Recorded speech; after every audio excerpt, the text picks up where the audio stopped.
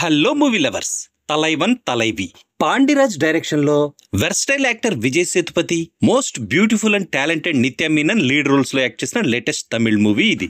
ఇదే movie Telugu version ని sir madam పేరుతో తమిళ వెర్షన్ తో పాటే సైమల్టేనియస్ గా ఈ జూలై 25న థియేటర్స్ లో రిలీజ్ చేయాలని ప్లాన్ అయితే చేశారు. రీజన్ ఏంటో తెలియదు గానీ తెలుగు వెర్షన్ అయితే థియేటర్స్ లో రిలీజ్ కాలేదు. ఈ మూవీ ఎలా ఉందో ఈ రివ్యూలో చూద్దాం. ఇదొక romantic action comedy, family drama అని కూడా అనొచ్చు. 2 hours 20 minutes డ్యూరేషన్ ఉన్న ఈ మూవీని మీరు మీ ఫ్యామిలీతో కలిసి కూడా చూడొచ్చు. ఎక్కడైతే ప్రేమ ఉంటుందో అక్కడే గొడవలు కూడా ఉంటాయనేదే ఈ మూవీ కాన్సెప్ట్ లోని కోర్ పాయింట్. ఒకరినొకరు ఇష్టపడే మ్యారేజ్ చేసుకుని ఒకరిపై ఇంకొకరు విపరీతమైన ప్రేమను చూపించుకుంటూ హ్యాపీగా తమ లోయర్ మిడిల్ క్లాస్ లైఫ్ ని లీడ్ చేస్తున్న విజయ్ సేతుపతి, నిత్య మీనన్ల మధ్య కొన్ని రోజుల తర్వాత గొడవలు ఎందుకు వచ్చాయి, ఆ గొడవల వల్ల వాళ్ళిద్దరూ ఒకరికొకరు ఎందుకు దూరంగా ఉండాల్సి వచ్చింది, మళ్ళీ చివరకు వాళ్ళిద్దరూ రాజీపడి కలిసిపోయారా లేదా విడిపోవడానికే సిద్ధపడ్డారా అనేదే ఈ మూవీ బేసిక్ స్టోరీ.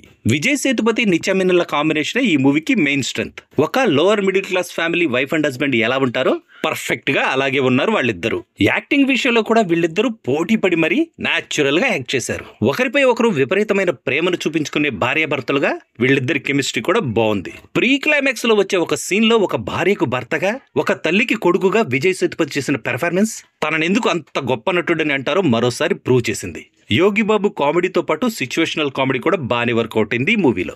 మంచి కాన్సెప్ట్ తో, నాన్ లీనియర్ స్క్రీన్ ప్లే తో, చాలా క్యారెక్టర్స్ ఉన్నా కూడా ఎలాంటి కన్ఫ్యూజన్ లేకుండా ఈ మూవీని హ్యూమరస్ గా, ఇంట్రెస్టింగ్ గా ప్రజెంట్ చేసిన డైరెక్టర్ పాండిరాజ్ ఆడియన్స్ ని అలరించడంలో ఆల్మోస్ట్ సక్సెస్ అయ్యాడని అనిపించింది నాకైతే. కాకపోతే మూవీ అసలు కథలోకి వెళ్ళడానికి టైం ఎక్కువగా తీసుకోవడం, ఒక చిన్న ప్రాబ్లం చుట్టూనే మొత్తం మూవీ అంతా రన్ అవడం, కొన్ని సీన్స్ రిపీటెడ్ గా అనిపిస్తూ అవే సీన్స్ మళ్ళీ మళ్ళీ వస్తున్నట్లు అనిపించడం, మూవీ సెకండ్ హాఫ్ కూడా ఆడియన్స్ ఎక్స్పెక్ట్ చేసే లెవెల్లో లేకపోవడం వల్ల ఓవరాల్ గా మూవీ జస్ట్ యావరేజ్ అనిపించింది నాకైతే.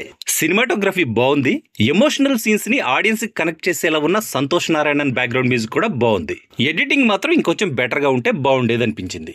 ఫైనల్ గా చెప్పాలంటే ప్రజెంట్ జనరేషన్ యూత్ కి రిలేషన్షిప్స్ కొన్ని ఇంపార్టెన్స్ ని అర్థమయ్యేలా తెలియజేసే ఈ ఫ్యామిలీ డ్రామా నాకైతే పర్లేదనిపించింది. థియేటర్స్ లో ఈ మూవీని చూడాలనుకుంటే లో ఎక్స్పెక్టేషన్స్ తో చూడండి, లేదంటే మూవీ ఓటీటీలో రిలీజ్ అయ్యే వరకు వెయిట్ చేసి అప్పుడు చూడండి.